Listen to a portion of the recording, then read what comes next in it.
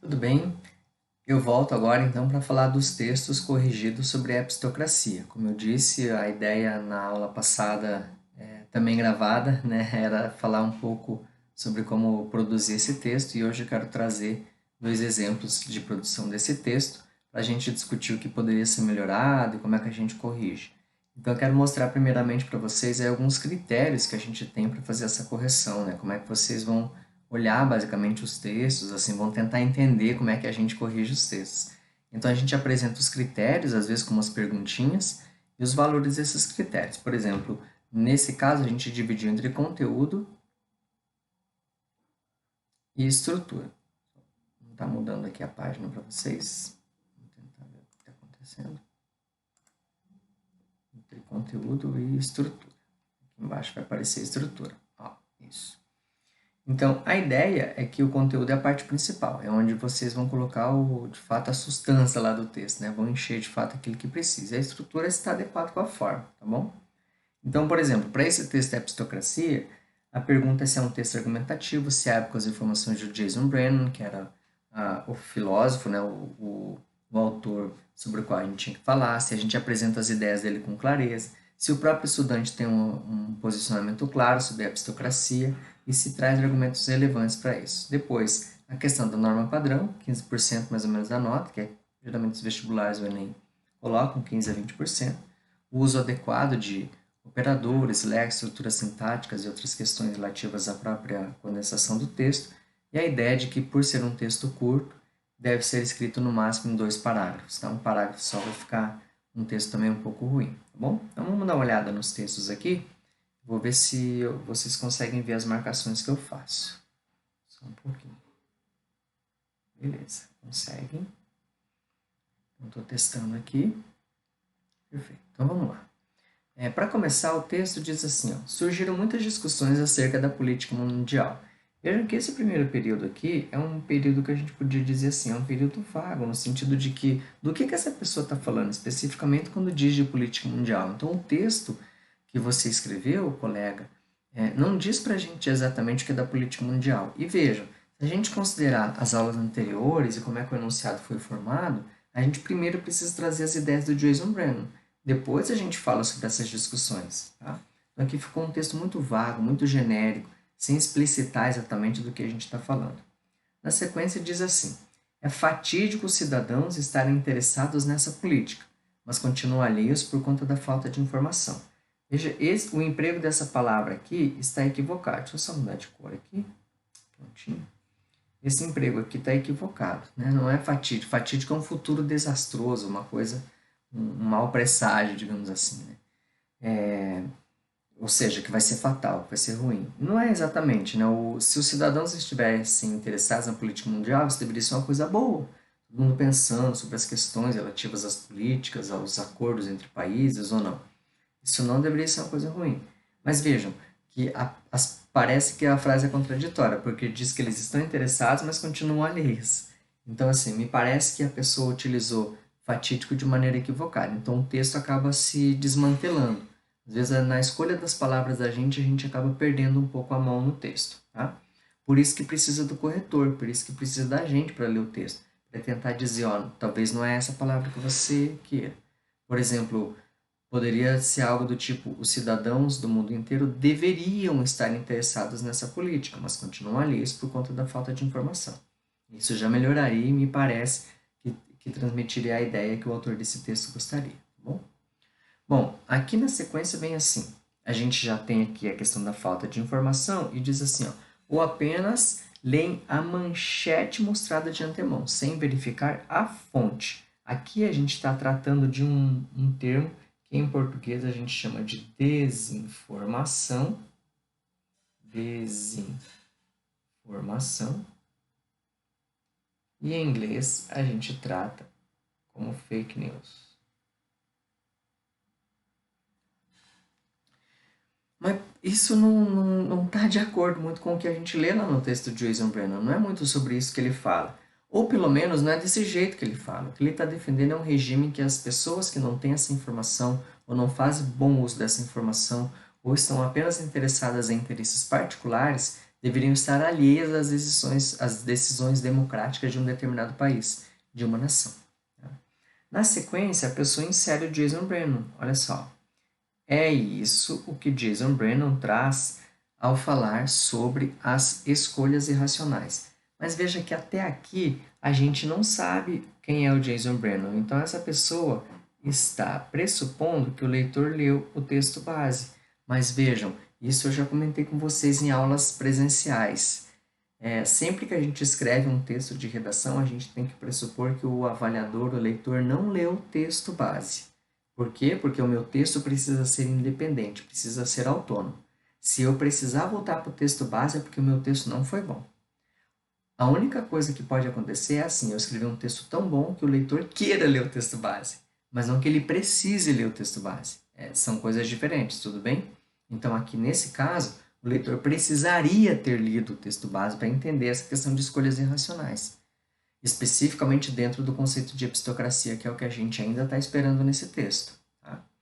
Na sequência, segundo o site UOL, cerca de 2,7 bilhões da população mundial não possuem acesso à internet, isto é, não possuem contato direto com as notícias. Aqui um cuidado com o uso desse isto é, porque o isto é significa igual. E aqui o que o texto está dizendo é que o fato de ter internet deveria ser igual a ter notícias diretas.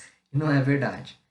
Muita gente tem internet, mas não acessa a notícia direto. Continua recebendo informações por WhatsApp, Facebook, Telegram, essa porcariada toda aí, que às vezes vem com muito lixo, vem com muita desinformação. É claro que tem coisa ali que pode ser verdadeira, que pode ser verídica, mas é ali também que se disseminam, na maior parte das vezes, as desinformações, as fake news.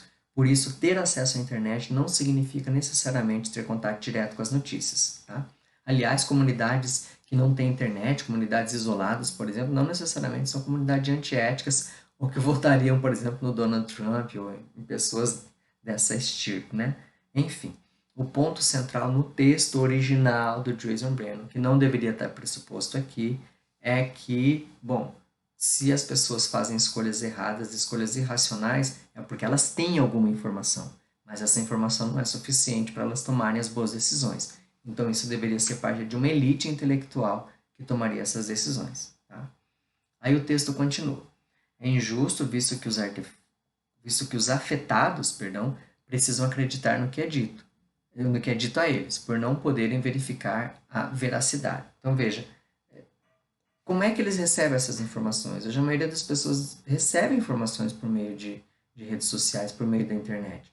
Então eles acreditam no que é dito a eles, as fake news também vêm por ali. As fake news não vêm só de boca a boca, como parece que está sendo dito aqui, tá bom? Não é exatamente isso. E finalmente, contudo, isso prova que o Brennan fala sobre a democracia existir, mas a elite dominá-la. Veja, primeiro que esse contudo está errado aqui, né? Isso parece que aqui seria mais um portanto, isso prova que o Brennan tal. Depois que, de novo, a gente precisaria ler o texto base para saber de fato o que ele fala sobre democracia e se de fato ele pensa que a elite domina a democracia. E isso é errado de acordo com o texto base. Atenção, cuidado. Uma interpretação equivocada do texto base joga a nota do teu texto lá para baixo. Às vezes pode zerar, mas joga a nota do texto lá para baixo. Por quê? O que o Brennan diz é criar a ideia de epistocracia, criar um regime epistocrático em que só uma elite pudesse governar, tomar as decisões, na verdade, para todos os cidadãos. E ele não fala que a democracia é dominada por uma elite, ainda que eu até acredito que seja, mas não é o que ele diz. Então, assim, o fato da gente acreditar em alguma coisa e ser contrário ao texto impede a gente de colocar isso num texto. E dizer que o autor falou isso, claro, porque ele não falou. Tá bom? Bom, finalmente, o autor, a autora desse texto, fala de regime epistocrático. Olha só, implantar o sistema epistocrático não é a solução, mas sim dar a todas as pessoas as condições de estarem por dentro do que acontece no próprio país, sem tratar como privilégio o que é um direito. Então, tem duas questões aqui. Primeiro que, finalmente, aparece epistocrático, então a gente não pode dizer que o texto é tangente ao tema, mas também não pode dizer que ele tratou com profundidade o tema. Só que aparece epistocrático e a gente nem sabe o que é epistocrático, não está claro para o leitor. Precisaria explicar. E um outro ponto é esse estar por dentro, que é uma questão muito coloquial, né? Uma expressão muito coloquial. E o texto termina assim sem maiores argumentos em relação a por que esse sistema epistocrático não funcionaria. Eu até vejo uma tese aqui desse estudante, dessa estudante, que é dizer assim, olha, o regime epistocrático não é melhor que o democrático. O que a gente deveria fazer para melhorar o regime democrático é melhorar o sistema de informação das pessoas, a qualidade dessa informação que chega para as pessoas. Tá? Então esse é o ponto que esse texto parece querer defender, mas não defende. Tem muitos problemas aqui, especificamente de estrutura de texto. Tá? Perdão, de conteúdo de texto, de estrutura de texto até que não tem tanto. Tá? Vamos ver as notas, basicamente, que a gente podia pensar para esse texto aqui. No primeiro momento, veja, eu gostaria de dizer para vocês que o texto é argumentativo, então eu daria até a nota máxima aqui. O texto é argumentativo, ele se posiciona sobre fake news, depois no final até sobre a epistocracia, né? O problema são os itens seguintes. Por exemplo, ele não abre o texto com as informações do Brennan, então aqui é nota 0. No segundo ponto, ele não apresenta com clareza as ideias do Brennan. O tempo todo eu estou perguntando para vocês ali, mas o que é isso, o que é aquilo, o que é isso, o que é aquilo? Eu preciso do texto base, então a nota não pode acontecer aqui, a nota precisa ser zerada. Tá? Depois, o estudante apresenta um ponto de vista claro sobre aquilo que ele quer defender, especialmente em relação à epistocracia, muito pouco, eu diria que menos até que parcialmente. Então, se parcialmente é 0,5, daí tem um 0,4. Só no final aqui aparece, mas não está bem desenvolvido, porque o começo do texto está bastante confuso. Tá? Além de estar confuso, ainda não está adequado com aquilo que o enunciado está pedindo. E, finalmente, se ele apresenta, se o texto apresenta argumentos relevantes para sustentar a opinião, a gente precisa dizer que não. De novo, está falhando aqui o ponto para vocês verem o que eu estou passando. Aí, agora sim. Ótimo. Vocês conseguem ver as notas ali que eu coloquei, tá bom? Bom, com relação à norma padrão, o texto é muito bom, não tem problema de vírgula nem de acentuação, eu até daria a nota máxima aqui. Já com relação aos recursos coesivos, o texto é bastante precário, tem bastante problema de uso do léxico ali, tá? Então de 0 a 20 eu daria 10. E nos dois parágrafos aqui eu achei que foi bem pouquinho, tá? A qualidade da estrutura do texto aqui. Aqui eu daria um 0,2. Então esse texto a gente fecharia com a nota 45, tá? Que é uma nota bastante baixa, para quem precisa, dependendo do curso, né? Para quem precisa tirar um notão lá no Enem, na Federal. Vamos ver o texto 2? O texto 2 está um pouco melhor. Vocês vão ver bem a diferença. É legal que a gente consegue comparar. Em entrevista à Folha, o pensador Jason Brennan, que acredita que após a eleição democrática de Donald Trump o globo entrará em crise, revela que defende a epistocracia, modelo no qual as decisões políticas estão sujeitas a supostos intelectuais escolhidos pela elite. Então vejam a diferença. Aqui ele já diz assim, olha, eu vou falar de uma pessoa chamada Jason Brennan, que é um pensador. Ele falou na Folha de São Paulo, ele defendeu a epistocracia significa isso, e isso veio por causa do Trump. Tudo reunido nesse primeiro período. Então é como se ele fizesse um bom resumo nesse primeiro período aqui do texto. Tá? Período começa com letra maiúscula, termina com ponto final. Isso aqui é um período. Nessas 3 linhas aqui, basicamente, o estudante já apresentou para a gente aquilo que seria um bom resumo do que ele leu e do que ele vai apresentar. O que eu gostaria de destacar aqui? Tem algumas questões que eu vou sugerir para ele alterar no texto, depois no meu envio eu digo isso, mas eu quero apontar para vocês aqui as qualidades. Olha só o uso desses supostos aqui. Quando o estudante diz supostos intelectuais escolhidos pela elite, se você lembrar lá do texto base, era essa a ideia do Jason Brennan, né? Então ele fala supostos intelectuais por quê? A gente discutiu isso na aula que eu falei de epistocracia. Pode ser só pelos interesses dessa elite, chamada de intelectual, e não necessariamente porque ela quer de fato o bem da nação, pode ser o bem de um grupo apenas. Tá? Então esses supostos intelectuais escolhidos pela elite não necessariamente correspondem aos verdadeiros epistocratas, ou aquilo que Jason Brennan defenderia. Na sequência, ele diz assim: na teoria, o modelo parece sensato, mas na prática é extremamente inviável. Então, veja, para mim faltou um pouquinho aqui só desenvolver mais o argumento do Brennan, dizendo por que ele acha que isso deveria acontecer. Tá? Claro que o argumento que vai vir na sequência é bastante interessante, mas precisaria explicar um pouquinho mais sobre o argumento do Brennan. Talvez uma frase, um período já ajudaria. Na sequência, Sócrates também defendia um modelo semelhante. Diferente da democracia direta, pelo voto, Porém, será mesmo que apenas os intelectuais seriam éticos o suficiente e unicamente eles teriam um senso de justiça? Então muita gente pergunta, professor, eu posso fazer perguntas no meu texto, na minha redação? Se for bem feita, pode, como essa daqui. Essa é uma pergunta bem feita, porque o estudante coloca no texto que já houve um filósofo, um pensador que propôs alguma coisa semelhante e aí coloca isso como até um contra-argumento, né? A ideia de que, bom, não é porque um filósofo pensou, um filósofo da altura do Sócrates, e não é porque a gente tem um pensador defendendo isso que isso seja bom. Me parece que o que ele quer dizer é o senso de justiça está de fato fora da elite intelectual, ou seja, uma pessoa que não é da elite intelectual não tem senso de justiça? Será que ela não tem senso ético? Me parece que o argumento do estudante aqui é muito bom. Tem. Então não é isso que deveria guiar, de fato, a escolha das pessoas, né? Essa epistocracia não tá boa. Bom, e na sequência? Apesar de a atual democracia ter suas ressalvas, é neste momento o melhor modelo de governo. Se Trump for um bom presidente, sabemos que foi por conta da decisão democrática do povo. E caso não o comande com uma boa regência, cederá à pressão do povo, sofrerá um impeachment ou renunciará, e não devido ao regime elitista da epistocracia. Até que ele faz uma crítica ao regime elitista da epistocracia e também fala das ótimas consequências que um governo democrático pode sofrer quando o seu governo não é adequado. As pessoas podem, né, pressionar e ele pode cair de uma maneira ou de outra. Os poréns que eu colocaria nesse texto, especificamente com relação ao futuro, uma vez que isso já aconteceu, então é sempre bom adequar o tempo do texto. Estou falando do passado, então usar o passado aqui seria melhor. Um outro, porém, é ficar só no Trump. Poderia citar o Trump como um exemplo, mas expandir um pouco essa ideia, né? O Trump, assim como outros governos que podem ser considerados, né, de, enfim, não eleitos escolhas irracionais, que é a expressão que a autora do texto 1 usou, que o Brennan usa no texto dele. Então, outros regimes ou outros governantes que tenham sido eleitos por escolhas irracionais também poderiam ceder a pressão como essa daí, uma pressão política. Bom, vejam que aqui, se a gente for dar nota, a gente já tem uma nota bastante diferente. O texto é argumentativo, assim como o primeiro, mas ao contrário do primeiro, é um texto que abre bem com as informações do Brennan. Então aqui a gente precisa da nota máxima.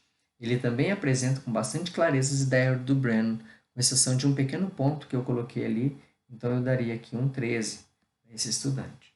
Apresenta um ponto de vista claro, sim, contrário à aristocracia e defensor da democracia. Aqui, 10. De novo, parou de mostrar para vocês as notas. Permitam aqui.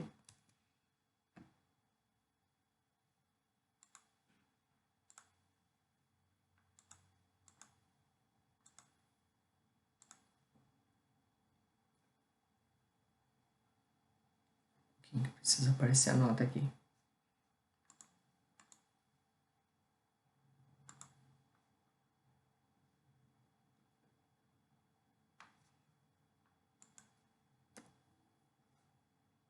Aí, perfeito. Ótimo. E finalmente, em seguida, apresenta argumentos relevantes para sustentar a posição. Eu acredito que sim, na maioria do texto a gente encontra. O único porém, como eu falei, é aquela questão de ficar só no Trump. Então, aqui de 0 a 20, eu daria tranquilamente um 15. Então, nessa primeira parte, a gente tem 15, 30, 40, 53 pontos. Uma nota muito boa. Depois, com relação à norma padrão, poucas coisas, algumas repetições do que, por exemplo, que eu vou indicar para ele depois, uma outra questão de norma, mas muito pouquinha coisa, para dar um 13. De 0 a 20, aqui com relação ao uso dos elementos dos operadores argumentativos, também muito bom, com alguns problemas ali que eu também indiquei no texto, que eu vou mandar para o aluno. Então, aqui eu daria um 15. E aqui escrito dos dois parágrafos, ótimo. Então, aqui a gente teria 23. É 76. Numa primeira escrita de texto, é uma nota muito boa. Tá? Não, perdão. Fiz a conta errada aqui. Tá? 20 mais 33. 86, que é uma nota muito boa. Tá? É uma nota, basicamente, que leva o candidato a escolher o curso que ele quiser, né, na Universidade Federal em outro lugar, tá bom? É um texto muito bom, parabéns. O primeiro texto, bora reescrever. Esse segundo texto, bora reescrever para chegar à nota máxima. É isso, muito obrigado, um abraço para vocês.